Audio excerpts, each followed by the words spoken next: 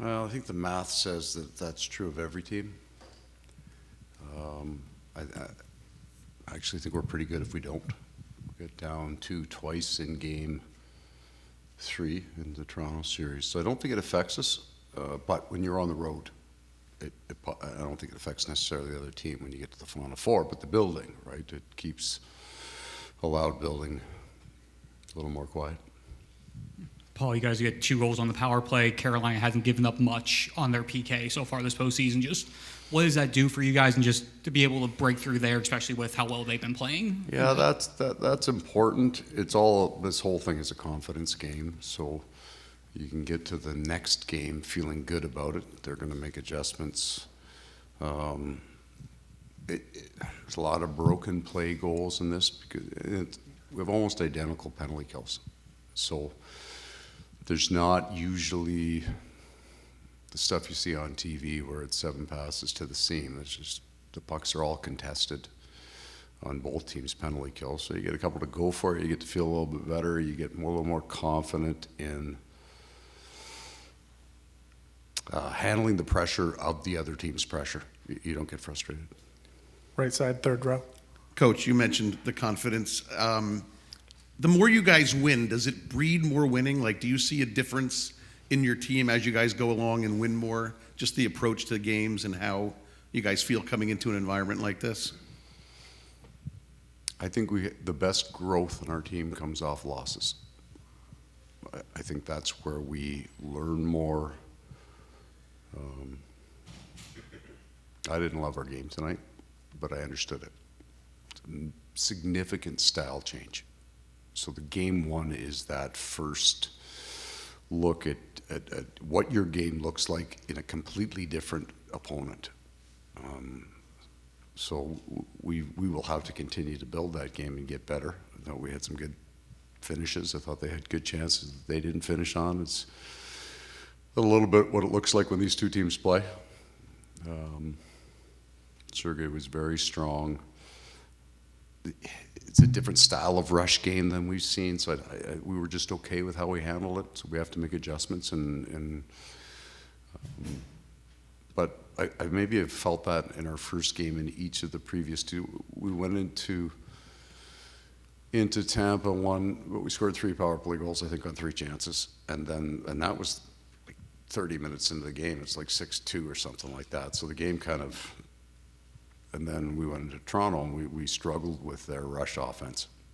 So we got work to do. Left side in the back, Mike, then Eric. Paul, just, end of the first period, what was the explanation you got on the redirect by Aho? And then how just impressed were you that did not unravel Bob, unravel your team, and then you get the big goal by AJ to get the momentum? Yeah, they felt that there wasn't enough on the ice for them to disallow the goal. And then there wasn't enough upstairs when they looked at it to overrule the ice. I would be for allowing those goals. Given an option on the bench, I would have challenged. But I'm okay with the linesman missing offsides to allow the offense, and I'm okay with the league giving the offensive idea a little bit of room on that. And the original concept from all of this was to overturn egregious calls. They just miss, and that happens. And then you want those back. But the ones that are that tight, I'm okay with. Stay on the left. Yeah, just this morning you talked about expressly avoiding Bob's pregame routine. So assuming your first look at him is during the game, what are the early indications for you that you know he's going to be in it? I don't look for any at all. I have seen him come out and I think look off, and then something will happen in the game. And I have had moments with Sergei, especially if he didn't like one, where I went, yeah, they're not getting another one. Like he has that ability. I'm not trying to be funny. I don't know anything about goaltending. And I don't insert, and because I'm hyper aware of that, I don't insert myself in it. I have a relationship with Robbie Tallis. Sergei and I and the other goalies just kind of, how you doing at the coffee machine, and that's it. I watch body language more during the regular season. I got nothing to do with whatever happens within that crease. Right side, second row. Paul, what was your impression of the Gostisbehere situation that led to Brad getting the 10-minute misconduct? Yeah, I've got one. I'll be keeping that to myself. Yeah. Sure. Don't take your time. Just hang on to that, Mike. Just drag it right across the blue line. I'm not biting on it. You said this morning that this series could be won with gap control and that type of play. I wonder how you thought you guys handled that tonight. I thought we were just okay, Dan. I didn't think we were great with it. But when I said that, I understood it. It's a different style that we've seen. Like Tampa and Toronto are so dynamic up the middle of the ice. They'll break off early and go. And I think by the end of the series, we had an understanding of it. This was more the double swing off the weak side that we didn't pick up very well. So this is true of Carolina and us. We probably both value puck pressure as much as anything else. And I don't want to sacrifice the puck pressure on a couple of plays to get in behind us. We're not reckless with our forecheck. It's fairly defined.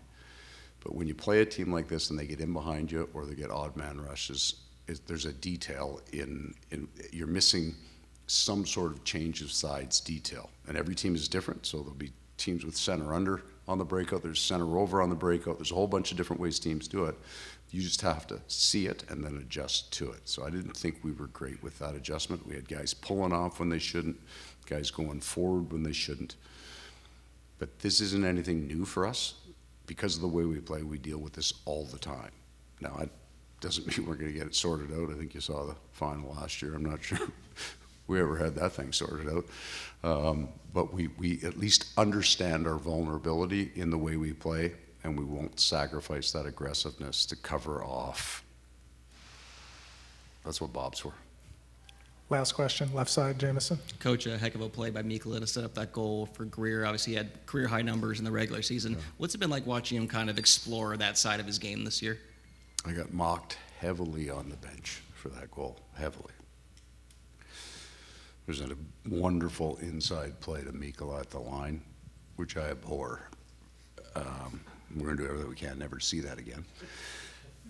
But what Nico is kind of, and I learned this about him, his straightaway speed is incredible. Like he will be viewed as, when we signed him, I talked to two coaches about him, and that was kind of the thing, it's kind of the agility. He doesn't, but they played completely different games than we played, and then he gets here, and he's up the ice all the time, and we enjoy that on the video the next day, showing his rush attempts. But his straight line speed is incredible. And so he's carried that speed then across the line. Wonderful play by Nozick that you're not going to see again. And then to the back door with Greer, all of it driven by the middle speed. Thanks for your Okay, time, guys. Coach.